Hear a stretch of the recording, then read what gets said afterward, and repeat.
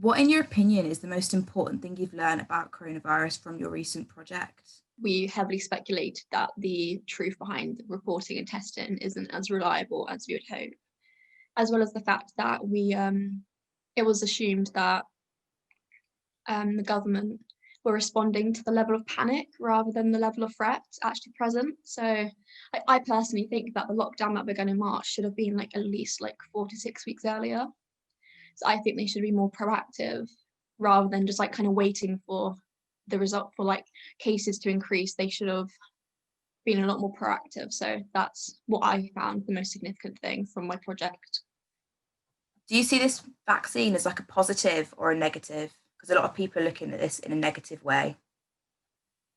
So I personally, again, have mixed feelings. I think that in a positive perspective, I think it's amazing that scientists have like come together and like worked in order to like provide us a vaccination. Because when I was doing my report back in March, it was reported that there was no vaccination at all. So the fact that they've managed to produce one within 9 months is incredible because, like, as most people know, that vaccinations take a long time, usually years.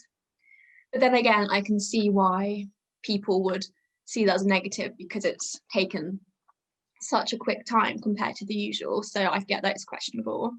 But I personally think that it's positive. However, my main concern is that now that there's an idea of a vaccination, people might change their perspective.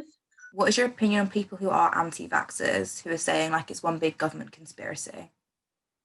I can only hope that there's a large enough proportion of people that get vaccinated in order to like ensure herd immunity, so that even the people that don't get vaccinated, because there's such a large proportion who are now immune, it's like it's less likely that the virus can spread, so protecting everyone.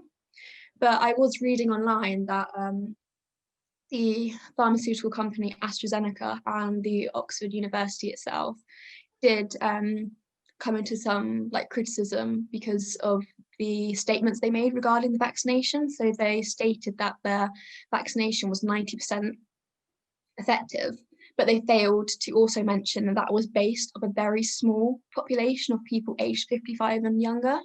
So I Okay. do understand. Yeah, so I do understand why some people are anti-vaccination. Like I do get the idea of controversy, but I also think that we know, or we should trust, that the government and the scientists would not release a vaccination that would do more harm than good.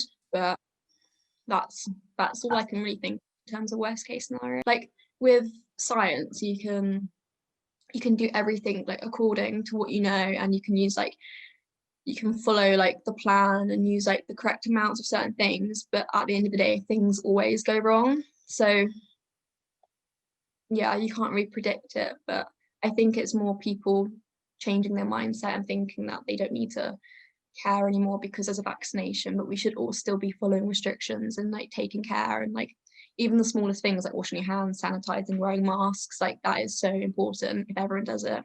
So that's what we should like still do, regardless if you get vaccinated or not.